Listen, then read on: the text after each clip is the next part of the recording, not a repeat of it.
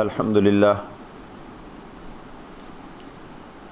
لله وكفى والصلاة والسلام على سيد الأنبياء وعلى آله وأصحابه الأتقياء أما بعد فأعوذ بالله من الشيطان الرجيم بسم الله الرحمن الرحيم فاذكروني أذكركم صدق الله مولانا العظيم.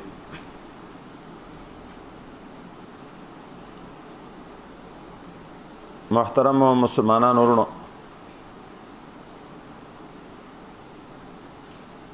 موږ تاسو اوله جمله کې بیان پدې کړو چې ډیر مهم انسان ته اصلاح د زړه ده. په دومره جمعه کې ما د اصلاح د زړه یو طریقه ذکر کړه چې هغه اصلاح په صحبت مشایخ باندې راځي، چې د ادب سره د شرایط سره سړی د خپل مشایخ سره په ادب زندگی تیر کی، په صحبت مشایخ باندې د انسان د زړه اصلاح راځي. نن د زړه د اصلاح دومره نسخه ذکر کوو چې د انسان د زړه اصلاح په چی علامه ابن قیم جوزی رحمه الله وی د انسان زړه د دوه وجونه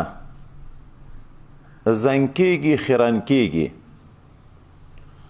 او بیا په دوه شیانو باندې بیرته صفا کیږي. د انسان زړه چې زنکیږي اول په غفلت باندې چې د خپل رب د ذکر نه غافل شي. دوم د انسان زړه چې زنکیږي خیرانکیږي په اتباع الهوا چې د خپل خواهشاتو څوک متابعت کوي، ګناوي کوي. د دغه دوه وجوهاتو دی وجنه د انسان زړه خیرانکیږي، زنکیږي او دومره زنکیږي چې دغه زړه د انسان چې کوم د ادراک ماده د پکې د علم ماده د پکې خراب شي. کوم معلومات چې د حاصلې صحیح صورت دی هغه معلوم د په زړه کې نه نقش کیږي، حتی باطل د ته حق لیدل کیږي او حق د ته باطل لیدل کیږي، حتی د حق نه انکار او باطل نه پریږدي. ځکه د زړه غوږونه کاڼه شوي وي، د زړه سترګې ړندې شوي وي. د دغې وجې نه الله تعالی حکم کوي ولا تطع من اغفلنا قلبه عن ذکرنا واتبع هواه وكان امره فرطا. ګوره د هغه سړي به هیڅ متابعت نه کوي چې دی غزړه د ما د ذکر نه غافله ده او د خپل خواهشاتو نفسانیه او متابعت کوي، چې دیغه کار د هلاکت انجام عذاب رسوایی او شرمندگی ده. دغه اتباع الهوا او د غفلت وجنه د انسان غفلت تورواله راشي، زنګ راشي، نو صفایی چې کیږي بیرته پچی شي کیږي. ام په دوه شایانو باندې ده، اغفار او ذکر. نه چې کوم قدرات تیارې په زړه کې راغلي وي هغه په توبه استلو باندې صفا کیږي او د غفلت وجنه چې کوم په زړه باندې خیر راغلی بیا بیرته په ذکر باندې صفا کیږي. لہذا د زړه د انسان د شیشې حیثیت لري. که غفلت غالبه کېدو دا شیشه لاندې کیږي، گردونه پلویږي حق بیا نب کې منتقش کیږي او کده چې ذکر شروع شو بیرته صفا کیږي دا شیشه نو اعتبار اغلب ته دا چې غالب حال د انسان په چیز کې تیریږي که د انسان په زندگی کې غالب حالات د ذکر وو نو بیا د زړه روشنايي غالب وي حق د حق په نظر باندې ویني د حق متابعت کوي او که د انسان زړه په غالب اوقاتو کې غافل وو د الله د ذکر نه نو دیغه خیره غالب وي حتی دمره غلبه د خیر راشي لکه دا ورځ چې سره یو ځای کیږي جمع کیږي تراکم د امواج چې راځي د خیر یو په بل باندې بیا هغه لګ ذکر هغه لګ عبادت څه اثر نه پکې صفایي نه راځي بیا نو د دې وجنه چې انسان به اغلب اوقات د خدای پاک په ذکر باندې تیری بیا په ځړه کې صفایي راځي اصلاح راځي قرآن عظیم شان ته وسرا شو چې الله تعالی د ذکر په باب کې مختصوي آیاتونه خو د دې په باب کې ډیر متعدد آیاتونه د ذکر په اهمیت کې دي خو زه مختصرا یو څو آیاتونه مبارکه را نقل کوم اول رب کریم مکت حکم کوي فذكروني اذكركم اے د ما بندگانو تاسو ما یادوي زب تاسو یادوم څومره چې کوم انسان الله یادوي دغمره الله تعالی په دغه انسان رحم کوي دی الله یادونه رحم ده ګناوي معاف کیږي مشکلات حل کیږي سعادت دنیا او د آخرت ورته حاصلېږي کله د مطلق ذکر حکم کوي فذكروني اذكركم خو کله بیا د ډیر ذکر حکم کوي رب کریم یې یا ایها الذين امنوا اذكروا الله ذکرا كثيرا اے مؤمنینو تاسو الله تعالی ډیر یادوي حد نه ذکر کوي څومره اے مؤمنینو تاسو الله تعالی ډیر یادوي کله رب کریم یې واذكر ربك كثيرا وسبح بالعشي والابكار خپل رب ډیر یادوا ډیر حد اندازم نه معلومه کله بیا الله تعالی د ذکر خاص صورتونه مقته ذکر کوي چې ذکر دی الله کوا کوم قسم ذکر کوا رب کریم یې واذكر اسم ربك بكرة واصيلا ته دی الله او سحار او ماخام یادوا چې دا دو اوقات ډیر خصوصیت لري د سحار نه تل مرختو د مازیګر نه تر ماخامه پورې چې څوک دغه وخت دوام په ذکر باندې وکي په ورځ د قیامت په جنت کې چې جنتیانو ته الله تعالی خپل دیدار ورکوي نو چې د چا څومره د الله سره محبت زیات وي هغه ته دیدار ډیر ورکوي د دنیا د ورځې په انداز دوه واره سحار او مازیګر خپل دیدار ورکوي چې د جنت ټولو نعمتونو غټ نعمت الله تعالی دیدار ده نو کله رب کریم د الله نوم چې نوم د الله یادوا سحار او ماخام کله بیا د نوم د کثرت بیا څومره خبره کوي واذكر اسم ربك وتبتل الیه تبتیلا د الله نوم یادوا خو دومره ډیر یادوا چې انقطاع کلی راشي د مخلوق نه ټوله توجه د الله تعالی په طرف باندې شي چې په اصطلاح د تصوف کې دغه فنا فی الله ویي فنا فی الله معنا نسیان د ما سوا الله چې نور شیان ویر شي یو الله په زړه کې پاتې شي الله دغه مقام دی موږ نه غواړي واذكر اسم ربك وتبتل الیه تبتیلا ته د الله نوم یادوا دومره یادوا چې د مخلوق نه د ټوله توجه د خپل خالق په لوري باندې شي او په زړه کې د بل چې محبت پاتې نشي ما سوا د ذکر د الله تعالی نه. د الله نوم یادوه.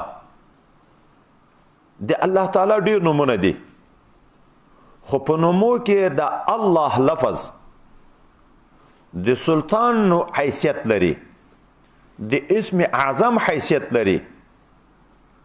اسم چې مطلق ذکر شي دغه نوم تر اخیسته کیږي.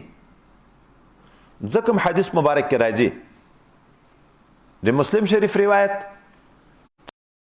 دواړه موږ تاسو ویلې چې ترڅو الله الله ویونکي وي خدای په قیامت نه راولي. چې کله الله الله ویونکي ختم شي نور خدای دا دنیا رنګي. د مسلم شرح لیکي چې ادغه معلومیږي چې دا ذکر روح د عالم د دغه دنیا ده. چې دا ذکر ختم شو لکه د دنیا نه روح اوت نور دغه دنیا خدای پاکړنګي.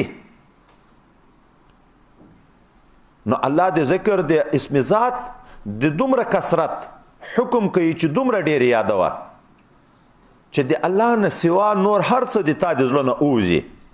فنا فی لا مقام درته پیدا شي. او کله خدای متعال موږ ته حکم کوي اذا قضیتم الصلاة فاذكروا الله قیاما وقعودا وعلى جنوبکم. چې لمونځ مو وکړو د لمانځه نه بعد په ولاړم ذکر کوي، په ناستم ذکر کوي، په پروتم ذکر کوي. د انسان عمومي دغه درې حاله دي، یا ولاړ وي یا ناست وي یا پروت وي. الله تعالی د موږ نه په هر حال کې ذکر غواړي. او دا چې څوک په ولاړي په ناست په پروت په هر حال کې ذکر کوي بیا دغه څنګه خلق دي. په قرآن کې د ویښیار خلقو بیان الله په دې کړی دا ویښیار اولو الالباب ویښیار خلق څوک دي؟ الذين يذكرون الله قیاما وقعودا وعلى جنوبهم. ویښیار خلق هغه دي چې په ولاړم الله تعالی یادي، په ناستم الله تعالی یادي، په پروتم الله تعالی یادي. کله رب کریم یې اذا قضيتم الصلاة فانتشروا في الارض وابتغوا من فضل الله واذكروا الله كثيرا لعلكم تفلحون. لمونځ مو وکړو لاړ شئ دکانداري کوئ، زمینداری کوئ، ډریوري کوئ، نوکری کوئ، حالات خو په یغه وخت کې بم د الله د ذکر نه غافل کېږئ نه. واذکر الله کثیرا په یغه وخت کې بم الله ډیر یادوي نو بیا به تاسو کامیاب شئ. صرف داسې نه چې ایمان او اسلام دین د منځونه عبارت ده نور مخ خلاص یو خپل تبه ته چې څه کوو. نه رب کریم لمونځ وکړه کله وی د منځنه بعد په ولاړې په ناستې په پروتې په هر حال کې ذکر کوه. کله وی دنیا معاش بم کوي خو دیغه معاش سره سره په دکانداری کې، په زمینداری کې، په نوکری کې، ډریوري کې په یو حال کې بم د الله نه غافل کېږي نه. کامیابی به الته وي چې د دنیا په حال کې هم د تا الله په یاد وي. که الله در نه ویر شو د دې د ناکامۍ سره مخامخ کېږي. کله خدای پاک د نیکو خلکو بیان په دې کوي رجال تلهیهم تجارت ولا بیع عن ذکر الله. د الله دوستان، الله ته محبوب کسان هغه خلک دي چې تجارت او بیع سودا د خدای پاک د ذکر نه غافل کوي. خو مخکې ویل تجارت هم کوي خو الله ډیر یادوي. خو چې دغه ملکه د فنایت راشي لطائف اصلاح شي فنا پیلات ورسیږي بیا به په تجارت هم لګیاي خو تا ذکر به د الله تعالی نه غافل کیږي نه. الله دا مقام ذکر کوي رجال لا تلهیهم تجارت ولا بیع عن ذکر الله. د الله دوستان، د الله اولیاء، د الله محبوبین هغه خلق دي چې تجارت او بیع د خدای پاک د ذکر نه غافل کوي. کله خدای متعال د ذکر فائدہ په دنیا کې راته ذکر کوي الذين آمنوا وتطمئن قلوبهم بذكر الله الا بذكر الله تطمئن القلوب. هغه خلک چې ایمان لري او زړونه مطمئن شوي دي د الله په ذکر، بیا تاکیدن ذکر کوي ګوره د الله په ذکر په زړه کې سکون او اطمینان راځي. خلک د دنیا ډیروالی د دې دپاره کوي چې آرام ژوند وکم. دا هر سړی چې لګیا ده په کور کې لس لګیا دي که شل لګیا دي ښځې دي که نر دي د دې دپاره دنیا ډیروي چې زه د راحت ژوند وکم، د آرام ژوند وکم. خو الله تعالی نسخه د آرام ذکر ښوولی ده. په دنیا ډیروالي باندې دنیایي غمونه ډیریږي کمیږي نه، پریشانی ډیریږي کمیږي نه. ځکه هم چې څومره کاروباریان خلک دي هغه غټ تجاران دي تر ټولو خلکو نه زیات پریشان دي. بغیر د ګولیو نه آرام نه ورځي. ځکه د الله د ذکر نه چې څوک غافل شي نو انجام یې څه وي؟ الله وی ومن اعرض عن ذکري فإن له معيشة ضنكا. څوک چې د ما د ذکر نه غافل شي د دغه انسان ژوند به تنګ وي. تنګي وای دا معنا نه چې مسکین به وي، موټر به نه لري، بنګله به نه لري، دکان به نه لري، کاروبار به نه لري. نه، چې د الله د ذکر نه غافل شي زړه کې به سکون او اطمینان نه وي، ژوند به تنګ پریشان، په کور کې خفګان. 15 ورونه به په یو سترخان په یو کاسه باندې سم په مینه محبت سره کېنني. زوی پلار په پریشانی کې، خواښې اونګور په پریشانی کې، ورور په پریشانی کې، تر وراره په پریشانی کې، همسایه او همسایه په پریشانی کې. دا ولې داسې دي؟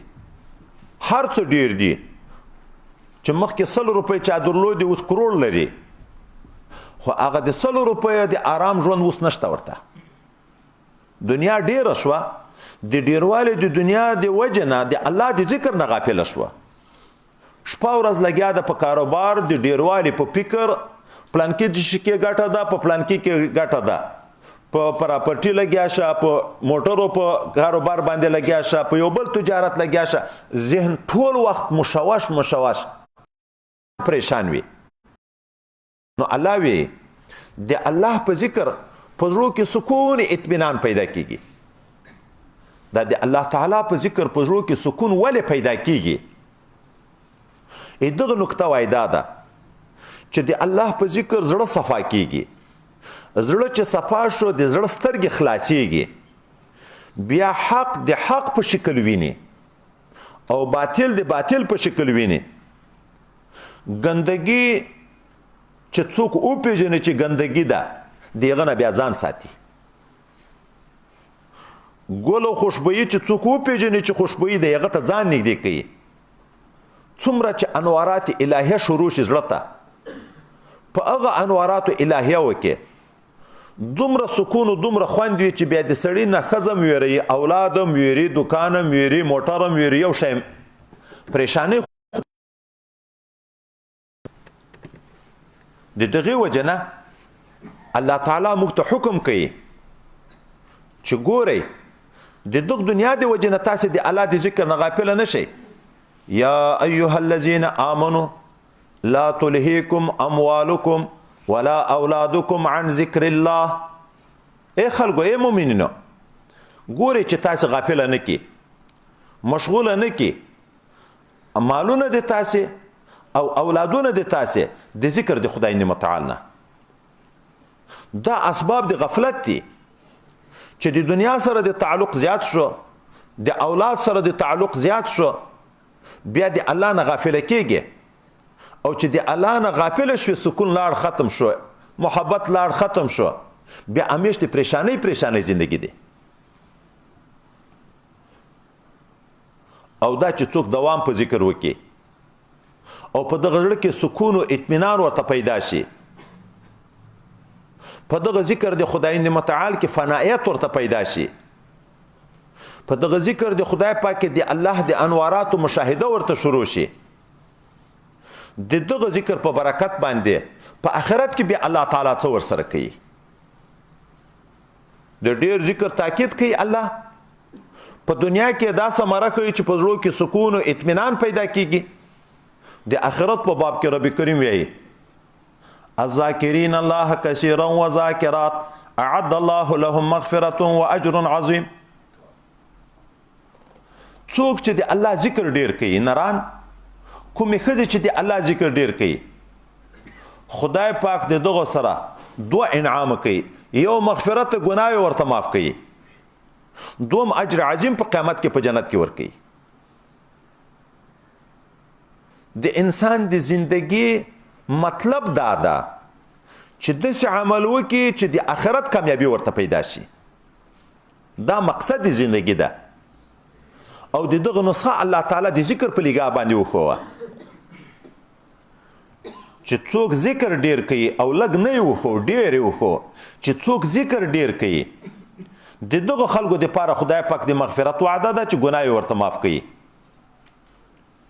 او د دغه خلکو د پاره الله تعالی د اجر عظیم وعده ده چې په جنت کې غټ مقام ورکوي.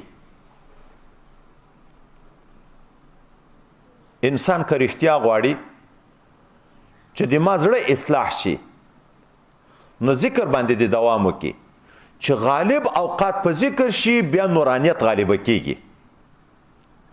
او که غالب اوقات په غفلت کې و لږ لږ ذکر، بیا دومره وس نه رسیږي چې هغه ټول خیرې د ځان نه لري کی. ځکه الله د ډیر ذکر حکم کوي، په ولاړې ذکر کوي، په ناستې ذکر کوي، په پروتې ذکر کوي، په سفر کې ذکر کوي، په حضر کې ذکر کوي، په مړښت کې ذکر کوي، په مسکنت کې ذکر کوي، په جوړښت کې ذکر کوي، په مرض کې ذکر کوي، په قدرت کې ذکر کوي، د عجز په حال کې ذکر کوي، په وچه کې ذکر کوي، په دریاب کې ذکر کوي. ځکه ذکر کثیر وای دغه ویل کیږي چې شپه او ورځ، وچه دریاب، جوړ مریض، موړ مسکین، په هر حال کې د الله په ذکر لګیا وي. دا دنیا ده، سکون د الله په ذکر کې ده، کامیابی د الله په ذکر کې ده.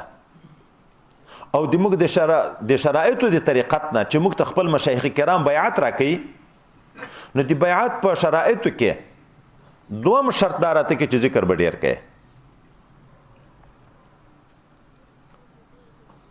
د مخکینیو خلکو حال چې سړی وګوري، یوه په شواروز کې اسم ذات 40,000 وارې ویلې، 40,000 وارې. د کلمې مقام ته به چې ورسېد، د کلمې ذکر په ورځ کې 9,000 وارې. دا کثرت ذکر دغه بیا نو پوخ شي، چې پوخ شو هغه بیا بندیږي نه. رجال لا تلهیهم تجارت ولا بیع عن ذکر الله، بیا مقام پیدا شي. بیا ته تجارت کوه، زړه به لطای په دې لګیایو ذکر به کوي. ته په خبرو لګیا شه، ژبه به دې په خبرو لګیایي، زړه به د الله سره لګیایي. بیا دا دنیایي ماحول په زړه کې ځای نشي پیدا کولای. موږ زړه د الله نه ډیر زر ځکه غافل کیږي چې زړه کې خپل نورانیت کمزورې ده. چې د دنیا ښه شی ووینو، د ستې د موږ زړه د هغه سره تعلق پیدا کړي، هغه محبت راشي. چې هغه محبت راغی، د الله محبت وځي د زړه نه، د رسول الله محبت وځي د زړه نه. چې د محبت ځای زړه ده، زړه پر بل محبت لګیا شو، بیا د الله محبت چیرې الله ته ځایږي. ځکه هم خدای پاک د موږ نه حکم د دې کوي چې موږ پیدا د الله د ذکر د پاره یو، د الله د معرفت د پاره یو، د الله تعالی د بندگی د پاره یو. دغه مقصد د زندگی ده. نو په مقصد کې به ډیر وخت تیرې، دنیایي کارو ته به لږ وخت ورکړې، ا د ضرورت شی ده. خو په عین د خدای د ذکر نه غافل کېږي نه. لمونځ دې وکړه، لاړې ذکر دنیایي کاروبار کوه، خو د خدای پاک د ذکر نه به غافل کېږي نه. نن د ذکر اهمیت، د ذکر فائدې او عاقبت موږ تاسو د قران عظیم شان پرانا کې ویلې تقریبا یو آیت بلم ولا ذکر الله اکبر الله وی د خدای ذکر ډیر لوی عبادت ته په ذکر د خدای کې ډیر لوی عظمت ته الله صفت کوي ان شاء الله العزيز که الله موقع راوسته آینده کې بیا به د احادیثو پرونا کې د ذکر اهمیت ذکر کو چې رسول الله صلی الله علیه وسلم ته د ذکر په باب کې څه وی بیا به ان شاء الله العزيز که بیا موقع خدای پاک صحت راکړه بیا به د علماو په اقوالو کې چې مفسرین محدثین علماء کرام د ذکر په باب کې څه وی خو چې لګ لګ وی ان شاء الله ذاته بلګ ځای نسی خدای پاک د دې موږ تاسو راتک د واقعي ذکر یو جز وګرځي دا الحمدلله مجلس د ذکر ده دا د ذکر حال ده نو الله دې د واقعي ذکر د سي جزء وګرځي چې په ځړه کې مځایوي نسی دا نور خواهشات نور محبتونه د موږ د زړه نه وځي وما علينا الا البلاغ المبين